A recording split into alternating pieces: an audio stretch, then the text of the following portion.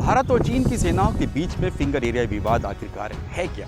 नमस्कार, मैं हूं नीरज राजपूत और आज एबीपी अनकट में बात करेंगे पेंगोंग त्सो लेक से सटे हुए विवादित फिंगर एरिया को लेकर, जहां पर पिछले 1.5 महीने से भारत और चीन की सेनाओं के बीच में चल रहा है टकराव।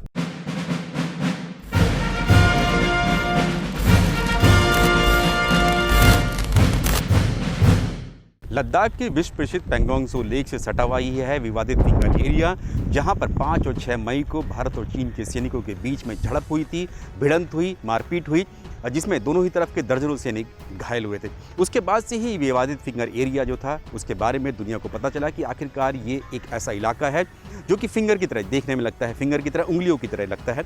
ये दरअसल 8 पहाड़ियाँ हैं जो पेंगोंग त्सो लेक से सटी हुई हैं।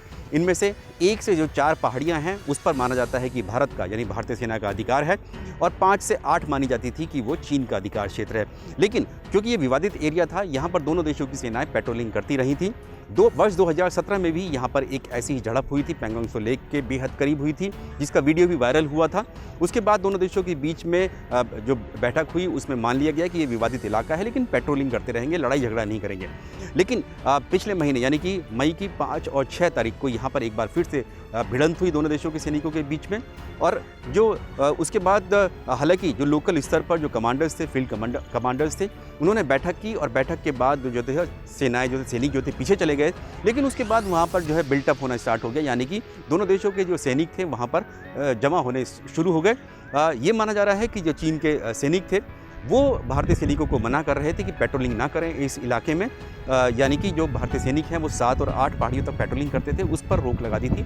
4 और 5 नंबर पहाड़ी के बीच में आकर जो चीनी सैनिक थे वो आकर वहाँ पर डट गए, और उसके बाद से ही वहाँ पर डेडलॉक बना हुआ है, यानी कि चीनी सैनिक जो है भारतीय सैनिकों को पेट्रोलिंग नहीं करने दे रहे हैं। और इसके अलावा जब 4 और 5 नंबर फिंगर एरिया के बीच में चीनी सैनिक आके बैठे, तो भारतीय सैनिकों ने एक और अल्टरनेटिव रास्ता यानी कि वैकल्पिक रास्ता तैयार किया।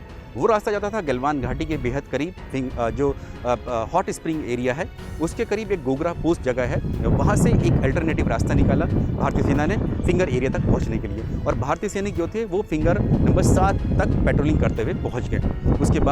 उसके बाद फिर चीनी सेना इस बात पर भड़क उठी और उन्होंने गोगरा पोस्ट के आसपास भी फेस ऑफ करना शुरू कर दिया, यानी कि वहाँ पर भी अपने कैंप लगाने शुरू कर दिए, जैसे कि गलवान घाटी में भी लगाए थे। तो ये 3 मुख्य तौर से विवादित इलाके थे।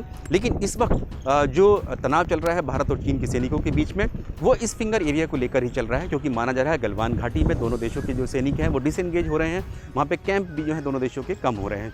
इसके अलावा गोगरा पोस्ट की भी जो 3 पेट्रोलिंग पॉइंट हैं 14, 15 और 17, वहाँ पे भी डिसएंगेजमेंट शुरू हो गया। हालांकि कुछ और पेट्रोलिंग पॉइंट्स भी है जहाँ पर भी दोनों देशों के सैनिक आमने सामने है, फेस ऑफ है। लेकिन सबसे बड़े तनाव की जो स्थिति बनी हुई है वो इस फिंगर एरिया में बनी हुई है, यही विवादित इलाका है।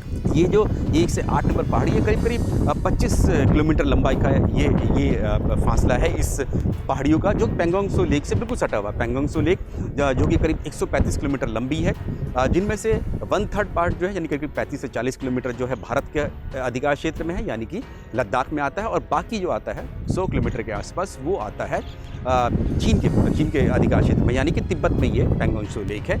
यहाँ पर भी इस पेंगोंग त्सो लेक पर भी विवाद है, क्योंकि जो भारतीय सैनिक हैं वो भी पेट्रोलिंग करते हैं और चीनी सैनिक भी पेट्रोलिंग करते हैं।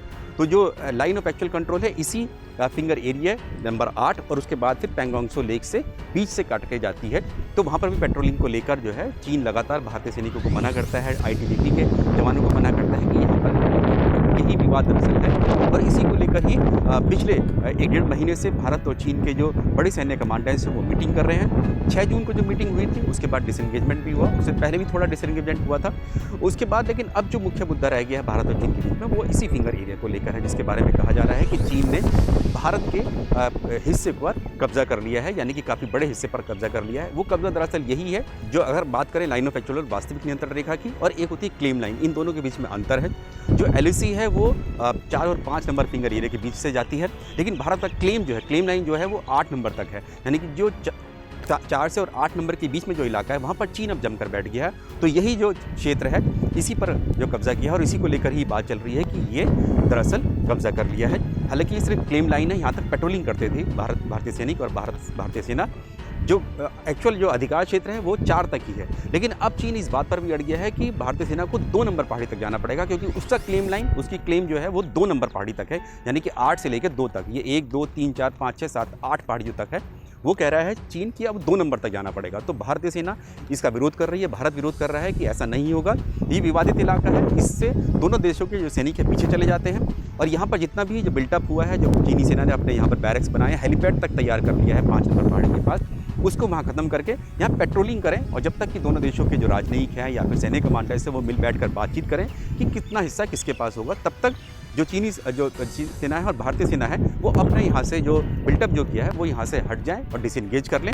लेकिन अभी भी इस बात को लेकर दोनों देश राज़ी नहीं हुए हैं और दोनों देशों का विवाद चल रहा है। ये माना जा रहा है कि आने वाले दिनों में और सैन्य और राजनयिक स्तर पर बातचीत होगी, मीटिंग्स होंगी, उसके बाद ही विवाद सुलझ पाएगा। ABP न्यूज़ आपको रखे आगे।